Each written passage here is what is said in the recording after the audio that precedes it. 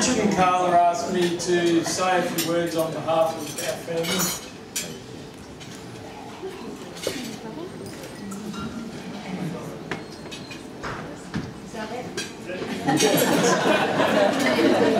And on behalf of our father. I did tell a few people that it was going to be a short speech, but if it's taken me this long to get through the introduction, I'll be here for a while. It is always very difficult to still to talk on, about that. But today is a very special day for Richard and Carla, and it's about enjoying. You can do it for me. It's been 6 years, it should get easier.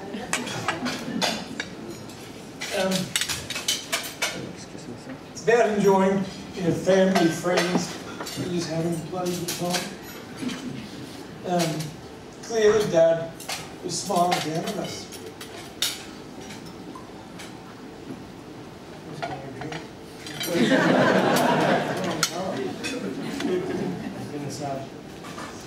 Needs bubbles in it. I said clearly Dad was smiling down on us today because if anyone had a look at the forecast a month ago, there's no way you would have thought we were going to have a dry wedding, and it was the most amazing weather today.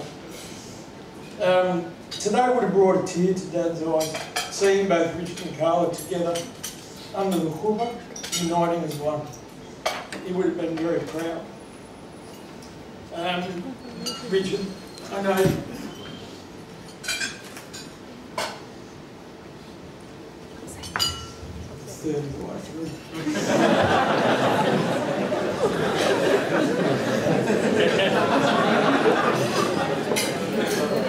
I know how proud Dad would have been of you and what you've achieved in your business.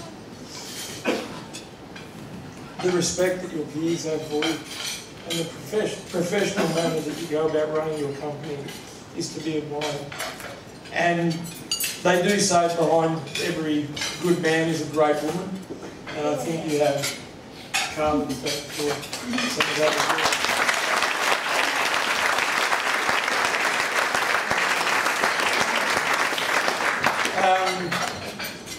well. Ever since Richard and I have been working in Marrickville together, we have lunch either at the sushi train or the dog shop about 3 days a week. That's Vietnamese.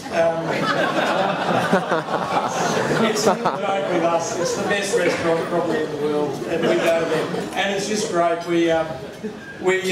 And I tell so many of my friends how lucky I am that we're such good mates, and that we get to spend so much quality time together.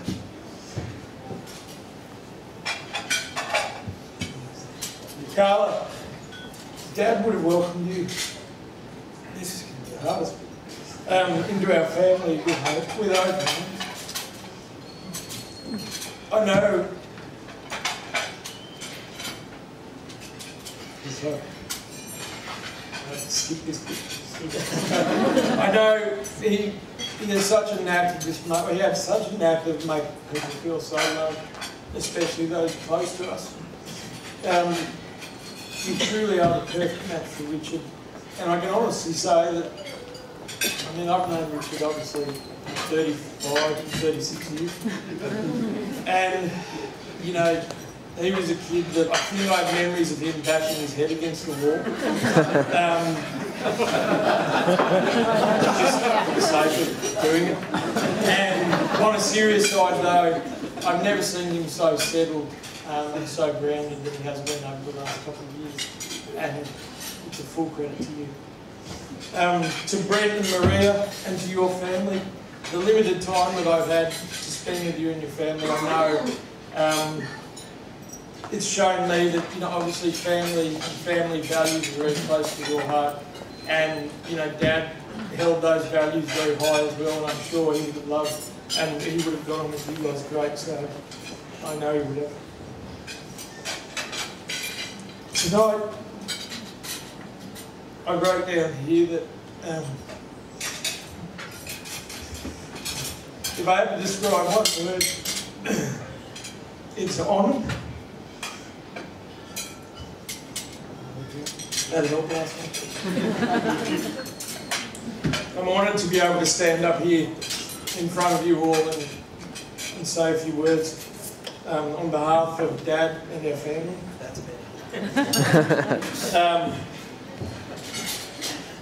And it has turned out to be the most beautiful wedding. You've both done an amazing job. On behalf of my beautiful wife Charlotte,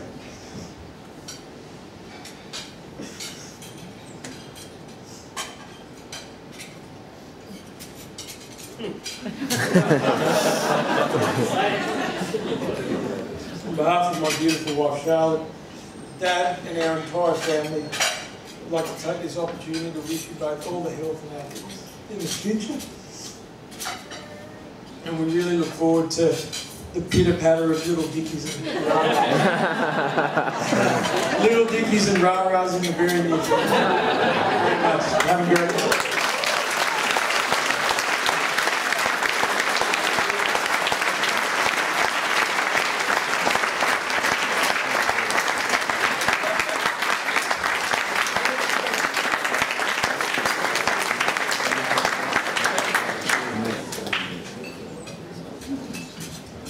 That was brilliant, mate. Well done, very good. Okay. And lastly, we're going to have one of the bridesmaids, Peter Johnson. Firstly,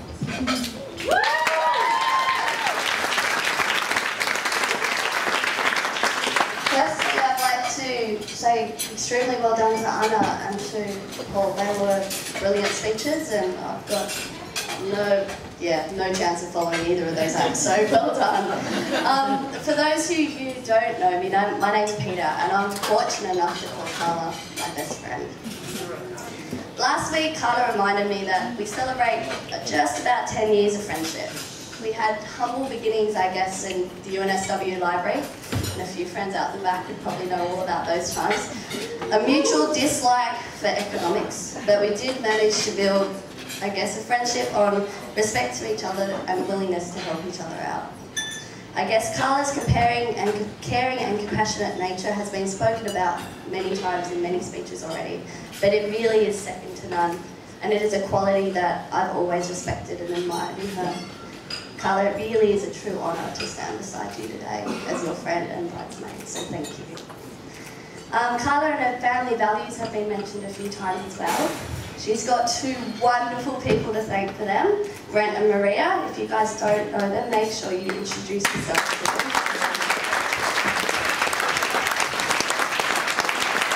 And if it wasn't for these two, I know Carla wouldn't be the person that she is today. Carla has played a huge part in my family. I'm sure she's played a role in so many of people's families here today. I think there would be many people in the room here who would be able to call her a second sister or even a second daughter in some of your very own families. I guess the one thing that has always made it a bit difficult for Carla and I was when she lived out at Castle Hill. Now I know, I've got a few stickers, I know Castle Hill is not that very far away, but I call the inner west home, and when I travelled from UNSW to the inner west, Castle Hill just kind of seemed like light years away. So when Carla started to express interest in moving to the inner west, I felt, it had to be love. So thank you for that. So Carla took the plunge, not much like the plunge she took today, and moved to the inner west. And one thing we all know about Carla, for those who do know you, and for those who haven't quite got the pleasure to know her quite as well yet, you will, she never does things in halves and never half does anything. So when she started looking for an apartment, the investigation into the location, the apartment, and well, the neighbours, you knew that something wonderful was bound to happen.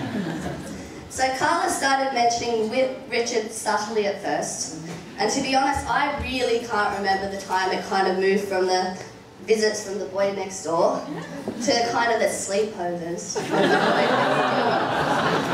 next door.